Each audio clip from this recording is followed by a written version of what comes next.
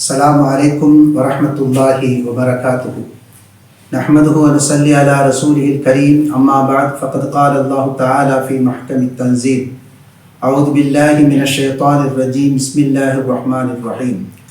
إنا أنزلناه في ليلة القدر وما أدراك ما ليلة القدر ليلة القدر خير من ألف شهر. قال النبي صلى الله عليه وسلم: خير الكلام كتاب الله وخير الهدي هدي محمد صلى الله عليه وسلم. صدق الله العظيم وصدق النبي الكريم. ربي أوزعني أن أشكر نعمتك التي أنعمت علي. اللهم اغفر شيوخنا ولجميع الحاضرين برحمتك يا أرحم الراحمين. அன்பிற்குரிய அல்லாஹ்வின் நல்லடியார்களே, தாய்மார்களே, சகோதர சகோதரிகளே, புனிதமிக்க லைலத்துல் கத்ர் என்கிற இரவை குறித்து அல்லாஹ் சுப்ஹானஹு தஆலா சொல்லும்போது 1000 மாதங்களை விட சிறந்தது என்று இந்த வசனத்திலே சொல்கிறார். மிக குறுகிய காலம் வாழ்நாள் கொடுக்கப்பட்ட இந்த சமுதாயத்திற்கு நிரம்ப நன்மைகளை கொடுக்க வேண்டும் என்கிற நன்னோக்கத்திலே அல்லாஹ் சுப்ஹானஹு தஆலா பல ஏற்பாடுகளை செய்திருக்கிறான். அதில் ஒன்று லைலத்துல் கத்ர். அது 1000 மாதங்களை விட மிகச் சிறந்த ஒரு இரவு. அன்றைக்கு செய்யப்படுகிற அமலுக்கு பன்மடங்கு கூலியை அல்லாஹ் சுப்ஹானஹு தஆலா தருகிறான். நபிகள் நாயகம் ஸல்லல்லாஹு அலைஹி வஸல்லம் இந்த இரவினுடைய சிறப்பை பற்றி சொல்லும்போது, இறை நம்பிக்கையோடும் இதற்கு நன்மை கிடைக்கும் என்கிற எதிர்பார்ப்போடும் யார் இரவில் நின்று வணங்குகிறாரோ அவருடைய எல்லா பாவங்களும் மன்னிக்கப்படும் என்று நபிகள் நாயகம் ஸல்லல்லாஹு அலைஹி வஸல்லம் சொன்ன செய்தி புகாரியிலே பதிவு செய்யப்பட்டிருக்கிறது. சையதுனா அபூ ஹுரைரா ரலியல்லாஹு அன்ஹு அவர்கள் அறிவிக்கிறார்கள். ஆயிஷா சித்தியக்கா ரலியல்லாஹு அன்ஹா அவர்கள் கேட்டாங்க, இந்த இரவில் நான் என்ன அமல் செய்ய வேண்டும் என்று கேட்டபோது ஒரு அற்புதமான பிரார்த்தனையை நபிகள் நாயகம் ஸல்லல்லாஹு அலைஹி வஸல்லம் கற்றுக் கொடுத்தாங்க. அல்லாஹும்ம இன்னக அஃபுவுன் துஹிப்புல் அஃவ ஃபஅஃபு அன்னி. இறைவா, நீ மன்னிப்பவன், மன்னிப்பை விரும்பக்கூடியவன், என்னை மன்னித்து விடு என்பதுதான் அந்த பிரார்த்தனையினுடைய பொருள். இதை அதிகமாக ஓதிக்கொண்டு வா என்று அன்னை ஆயிஷா சித்தியக்கா ரலியல்லாஹு அன்ஹா அவர்களுக்கு சொன்னார்கள். இந்த லைலத்துல் கத்ர் என்பது எப்போது என்பதிலே கருத்து வேறுபாடு இருக்கிறது. இந்த கருத்து வேறுபாட்டுக்கான காரணம் மனிதர்கள் சஹாபாக்கள் தங்களுக்குள் சண்டையிட்டு கொண்டதுதான் என்று ஹதீஸிலே பார்க்க முடிகிறது. நபிகள் நாயகம் ஸல்லல்லாஹு அலைஹி வஸல்லம் அவர்களுக்கு தெளிவுபடுத்தப்பட்டது லைலத்துல் கத்ர் இரவு எது என்று. ஆனால் அதை சொல்ல வெளியே வருகிற போது சில சஹாபாக்கள் தங்களுக்குள் கருத்து வேறுபாடு கொண்டு சப்தம் உயர்த்தி பேசிக் கொண்டிருந்த காரணத்தினாலே நபிகள் நாயகம் ஸல்லல்லாஹு அலைஹி வஸல்லம் அவர்கள் இதை மறந்து விட்டார்கள். இது கூட இறைவனுடைய ஏற்பாடு. இறைவன் நாடி இருந்தால் அது மிக தெளிவாக சொல்லப்பட்டிருக்கும். எனவே நபிகள் நாயகம் ஸல்லல்லாஹு அலைஹி வஸல்லம் அந்த கருத்து வேறுபாடுகளால் சண்டையிட்டு கொண்டிருந்த இருவரையும் விலக்கு தீர்த்து விட்டு அதை யோசித்த போது அவர்களுக்கு அது மறந்து போய்விட்டது. ஆனால் சில குறிப்புகள் மட்டும் நினைவில் இருந்தது. ரமதானுடைய கடைசி 10 நாட்கள் என்று நினைவில் இருந்தது. ரமதானுடைய ஒற்றைப்பட நாட்கள் என்று நினைவில் இருந்தது. எனவே நீங்கள் அந்த கடைசி 10 நாட்களிலே ஏதேனும் ஒரு இரவிலே தேடிக்கொள்ளுங்கள் என்று சொன்னார்கள். இந்த அடிப்படையில் பெரும்பான்மையான நம்முடைய முன்னோர்கள் தேடி தேடி தேடி பார்த்து அவற்றை சொந்த அனுபவத்தில் உள்வாங்கி அதை 27ஆம் கிழமை என்று தீர்மானித்தார்கள். அதன் பிரகாரம் தான் சுன்னத் வல் ஜமாத்தினுடைய ஏகோபித்த அறிஞர்களுடைய கருத்தின் பிரகாரம் 27 என்பது ரமதானுடைய பிற 27 என்பது லைலத்துல் கத்ராக இன்றைக்கும் அனுசரிக்கப்படுகிறது. ஆனால் இப்போது இப்படி 27 என்பதற்கான எந்த குறிப்புகளும் கிடையாது. நபிகள் நாயகம் ஸல்லல்லாஹு அலைஹி வஸல்லம் சொன்ன ஹதீஸிலே தெளிவாக கடைசி 10 நாட்களில் தேடிக்கொள்ளுங்கள், ஒற்றைப்பட இரவுகளில் தேடிக்கொள்ளுங்கள் என்று சொல்லியிருப்பதால் கடைசி 10 நாட்களையும் நாங்கள் அமல் செய்வோம் என்று புதிய சிந்தனையாளர்கள் இன்றைக்கு துவங்கி இருக்கிறார்கள். கடைசி 10 நாட்கள் அமல் நடக்கிறது, அதுபோல அங்கே உணவு போன்றவைகள் நடக்கிறது, அலங்காரம் நடக்கிறது, மக்கள் கூடுகை நடக்கிறது, இதுவெல்லாம் நடக்கிறது. இது ஒரு புதிய சிந்தனை போல அவர்கள் கொண்டு வருகிறார்கள். இந்த சிந்தனை எவ்வளவு நாளைக்கு இருக்கும் தெரியுமா? மிஞ்சி போனால் ஒரு 30-40 ஆண்டுகளே இதை தாண்டாது. பிறகு மனிதன் அந்த கருத்திலே சரித்து போய் எதற்கு 10 நாட்களையும் நாம் இதை அனுசரிக்க வேண்டும்?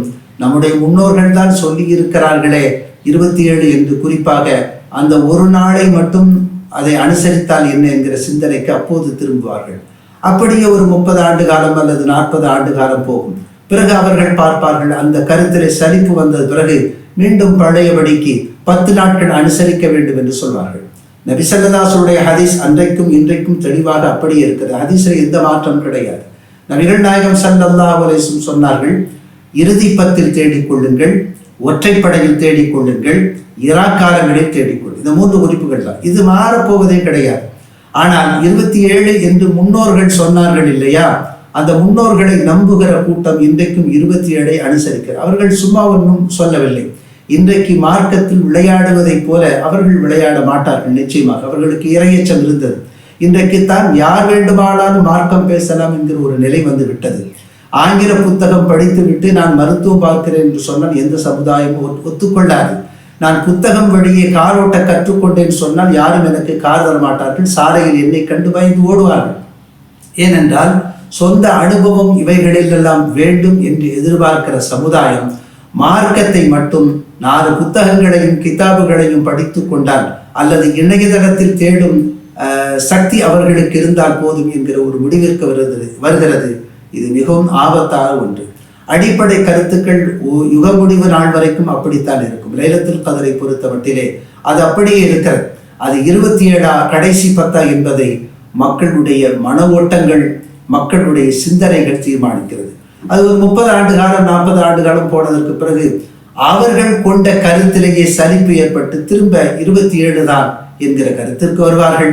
அதற்கு பிறகு கொஞ்ச காலம் கழித்து இல்லை ஏன் நாம் 10 நாட்களும் தேடக்கூடாது என்கிற கருத்துக்கு வருவார்கள். மனிதர்கள் மாறிக்கொண்டே இருப்பார்கள். ஆனால் மாணவி ஸல்லல்லாஹு அலைஹி வஸல்லமுடைய கருத்து என்றைக்குமே மாறாது.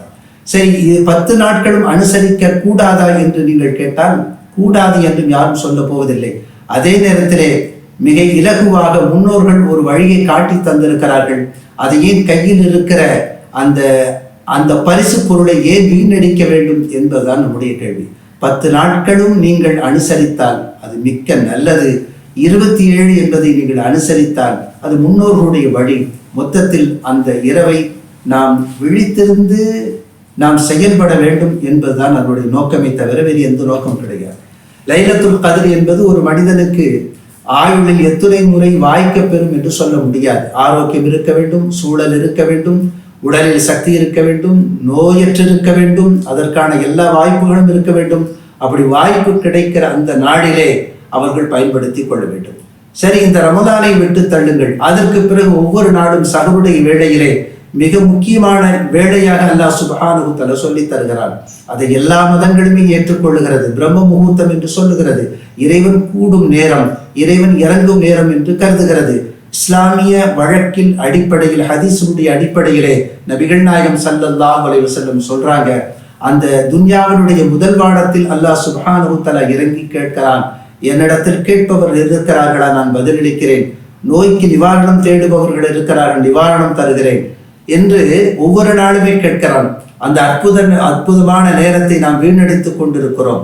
ஆனால் இந்த லைலத்துல் கத்ர் இரவு எப்போது என்பதில் நாம் சண்டையிட்டுக் கொண்டிருக்கிறோம். எது தெளிவாக தெரிகிறதோ, சண்டை இல்லாமல், கருத்து வேறுபாடு இல்லாமல் மிக தெளிவாக உறுதியாக செய்யப்பட்டிருக்கிறதோ அதிலே நாம் எப்போதுமே கவனம் செலுத்துவது கிடையாது. எது கருத்து வேறுபாடு இருக்கிறதோ அதில் தான் வீண் சண்டையிட்டுக் கொண்டு அதை நாம் பெரிதுபடுத்திக் கொண்டிருக்கிறோம். மொத்தத்தில் இந்த லைலத்துல் கத்ர் என்பது மகத்துவமான இரவு என்பதில் எந்த மாற்று கருத்தும் கிடையாது. 80 மாதங்களை தாண்டி 1000 மாதங்களுக்கு மேலான 80 ஆண்டுகளுக்கு நிகரான ஒரு மாதமாக இருக்கிறது. எனவே இந்த மாதத்திலே இறை நம்பிக்கையோடும் நன்மை கிடைக்கும் என்கிற எதிர்பார்ப்போடும் நாம் அமல் செய்வோம். அல்லாஹ் சுப்ஹானஹு தஆலா இந்த இரவின் பரக்கத்தால் நம்முடைய எல்லா பாவங்களையும் மன்னித்து உயர்ந்த மனிதர்களின் கூட்டத்தில் நம்மை ஒன்று சேர்ப்பானாக. ஆமீன். வாஹிரு தஅவானா அல்ஹம்துலில்லாஹி ரப்பில் ஆலமீன். வஸ்ஸலாமு அலைக்கும் வரஹ்மத்துல்லாஹி வபரகாத்துஹு.